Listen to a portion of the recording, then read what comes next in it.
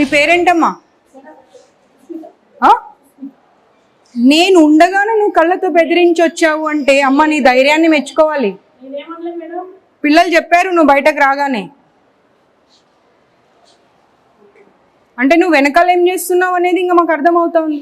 నీకు కొంచెమన్నా భయం ఉండాలి. అవతల కనిపిస్తున్నారు, నేను కళ్ళతో బెదిరిస్తే ఎలా అని.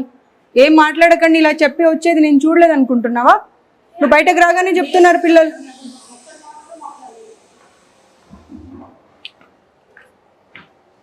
ఒక్కరన్నా కనీసం క్వాలిఫైడ్ స్టాఫ్ ఉన్నారమ్మా? ఏ హాస్టల్కి వెళ్ళని ఒక్కరు కూడా క్వాలిఫైడ్ స్టాఫ్ కూడా లేరు కనీసం.